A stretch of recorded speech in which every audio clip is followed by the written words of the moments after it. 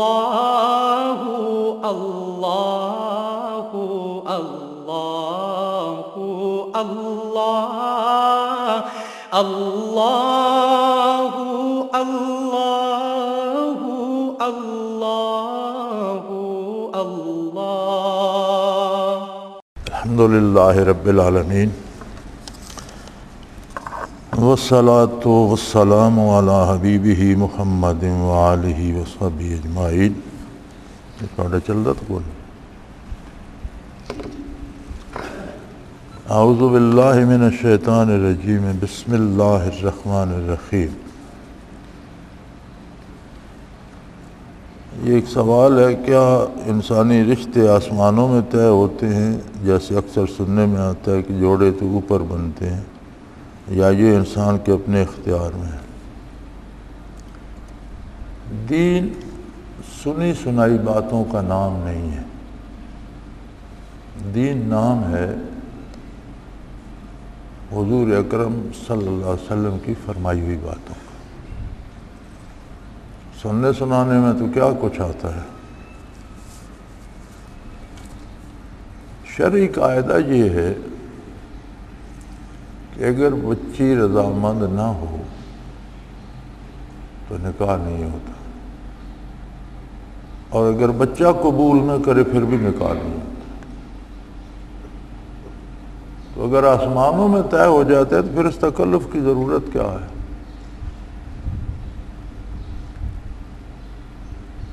یہ عموماً یہ جملے وہ لوگ استعمال کرتے ہیں جو شریعت کی پرواہ نہیں کرتے اور اپنے ہر ناجائز کام کے لیے کہہ دیتے ہیں جی بس مقدر میں یہی تھا، یہ تقدیر میں لکھا ہوا تھا۔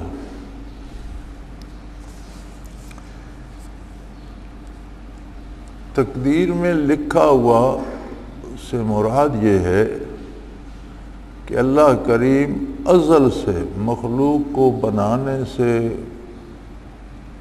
بہت پہلے اللہ کریم جانتے ہیں کہ کون کیا کرے گا، اور وہ سب کچھ لوح محفوظ میں لکھ دیا گیا، کس کی عمر کتنی ہوگی، کس کا رزق کتنا ہوگا، کس کی عقلی علمی استعداد کتنی ہوگی، قد کاٹ، سارا کچھ، رشتہ کہاں ہوگا، اولاد کتنی، جو کچھ ہوتا ہے وہ لکھا ہوا۔ لیکن اس کا یہ مطلب نہیں کہ ہم اس سے مجبور ہو کر کرتے ہیں، کرتے ہم اپنے اختیار سے ہیں، چونکہ وہ جانتا ہے پہلے کہ اس نے یہی کرنا ہے، اس لیے وہ لکھا ہوا ہے۔ اور حدیث شریف میں ملتا ہے کہ فرشتے دن بھر کا نامہ اعمال لے کر جب جمع کرانے جاتے ہیں، وہیں لوح محفوظ ایک تختی نہیں ہے، ایک بہت بڑا دفتر، سیکریٹریٹ ہے پورے عالم کا، تو اندازہ کر لیجئے کتنا ہوگا۔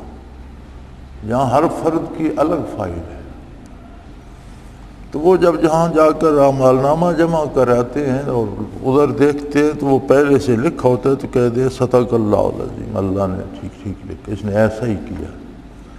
لیکن اس لکھے کی وجہ سے ہم مجبور ہو کر نہیں کرتے ہم اپنی پسند سے، ہمیں نیکی بدی پہ اختیار دے دیا گیا۔ یہ اندازے ہم بھی لگاتے ہیں، ہم بھی کسی کو دیکھ کر کہتے ہیں کہ یہ بندہ قتل کرے گا، یہ چوری کرے گا، یہ جوا کھیلے گا۔ تو اگر ایسا وہ کرتا ہے تو ہمارے کہنے سے نہیں کر رہا، ہم نے اس کے افعال اور اس کی سوچ دیکھ کر اندازہ لگایا تھا۔ ہمارے اندازے سے تو وہ مجبور نہیں ہے، ہمارے اندازے غلط ہو جاتے ہیں۔ اللہ کریم نے جو لکھا ہے وہ غلط نہیں ہوتا، ویسا ہی ہوتا ہے، اس کا علم قطعی یقینی ازلی و ابدی ہے، یعنی اللہ کا علم حضوری ہے، ماضی بھی اس کے سامنے حاضر ہے، مستقبل، ماضی مستقبل ہمارے لیے ہیں، اس کی بارگاہ میں ہر چیز ہمہ وقت حاضر ہے۔ تو اگر رشتے آسمانوں پہ طے ہو جاتے تو والدین کو فکر کیوں ہوتی بچوں کے رشتوں کی، اور بچی سے کیوں پوچھا، رشتہ تو آسمانوں پہ طے ہے، اس سے اجازت لینے کی کیا ضرورت ہے، اور بچے کو قبول کرانے کی کیا ضرورت ہے، وہ تو آسمانوں پہ طے ہے۔ یہ سارے کام وہ لوگ کرتے ہیں اور یہ جملے وہ لوگ کہتے ہیں جو الٹے پلٹے کام کرتے ہیں اور پھر گناہ کی ذمہ داری قبول کرنے کی بجائے اس جرم کی ذمہ داری بھی تقدیر کے ذمہ لگا دیتے ہیں۔ قتل کرتے ہیں اور کہتے ہیں بس لکھا ہوا ایسا ہی تھا، چوری کر لیتے ہیں اور بس تقدیر میں یہی تھا۔ تو یہ شادی والا تو عیسائیوں نے شروع کیا تھا، اور یہ جملے میں نے پہلی بار انگریزی میں پڑھے تھے کہ جوڑے تو آسمانوں پر بنتے ہیں بٹ سیلیبریٹڈ آن دا ارتھ، اس طرح کا جملہ تھا۔ تو اسے اب ہمارا جو فیشن زدہ طبقہ ہے اس نے نقل کیا پہلے، اب یہ چلتے چلتے عام آدمیوں تک بھی آ گیا۔ یہ ٹوٹلی غلط ہے۔ ہم اپنے اعمال کے خود ذمہ دار ہیں۔ اللہ کریم نے عقل دیا ہے، شعور دیا ہے، اور نبی کریم صلی اللہ علیہ وسلم کو مبعوث فرمایا ہے، اللہ کی کتاب موجود ہے، حضور کے ارشادات موجود ہیں، اور نکاح کا اسلامی اب اس کے ساتھ ایک اور اضافہ ہو گیا، جو زیادہ دیندار ہے وہ نکاح کے لیے استخارے کرنا شروع کر دیتے۔ اور مجھے بھی اکثر کبھی خط آتا ہے، کبھی یہ میل آتی ہے، میں نے استخارہ کرایا فلاں لڑکی سے شادی کر لوں۔ بھائی تمہارا دل ہے، ہو سکتی ہے، کرو، اچھا ہے یا برا ہے، خود ذمہ دار ہو، بھگتو گے۔ استخارہ اس میں کیا کرے گا؟ تو رشتے کے لیے شرعی طریقہ یہ ہے کہ بچی ہو یا بچہ ہو، سب سے پہلے اس کا دین دیکھنا چاہیے کہ دینی اعتبار سے کیسا ہے، پھر اس کی دنیا دیکھنی چاہیے کہ دنیاوی اعتبار سے اپنا گزارا کرنے کے قابل ہے یا نہیں۔ گھر میں، ماحول میں، والدین کے ساتھ اس کا کیا سلوک ہے۔ اگر اپنے والدین کا نافرمان ہے تو بیوی کے والدین کی فرمانبرداری کیا کرے گا، اور اپنے ماں باپ کی عزت نہیں کرتا تو بیوی کے ساتھ اس کا کیا سلوک ہے۔ تو دین دیکھنا چاہیے، دنیا بھی دیکھنی چاہیے۔ اگر دونوں باتیں بھلی لگیں تو پھر اللہ پہ بھروسہ کرو، اللہ کارساز ہے۔ بلکہ اگر اسلام میں تو یہ بھی ہے کہ شادی کے بعد بھی اگر نہ نبھ سکے تو اچھے طریقے سے، احسن طریقے سے پہلے تو دونوں گھروں کے بزرگوں میں کو بیچ میں ڈالا جائے، کوئی سمجھوتا ہو جائے تو وَالصُّلْحُ خیر، صلح ہو جائے تو وہ سب سے بہتر ہے۔ نہ ہو سکے، جدا ہی ہونا ہے تو اچھے طریقے سے طلاق دی جائے، بیوی کو جو کچھ دے چکے ہو مناسب ہے، اس سے واپس نہ لو۔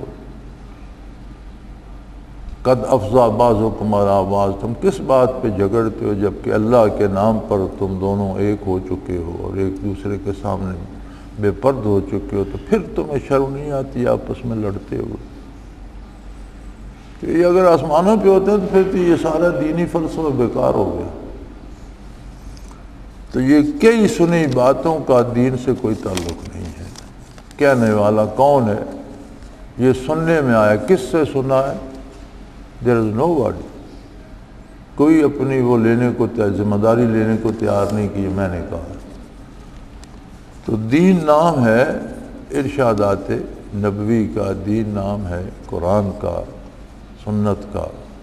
سنی سنائی باتوں کی کوئی حیثیت نہیں ہے، نہ انہیں کوئی دینی درجہ دینا چاہیے۔ اور یہ تو عموماً بچیوں کو مطمئن کرنے کے لیے جملے کہتے ہیں، جہاں جی آیا وہ اکثر والدین بوجھ اتارتے ہیں کہ جہاں ہو سکے اسے کہیں رخصت کیا جائے، پھر اسے تسلیاں دیتے رہتے ہیں کہ یہ تو آسمانوں پہ لکھا ہوا ہے۔ کرتوت اپنے ہوتے ہیں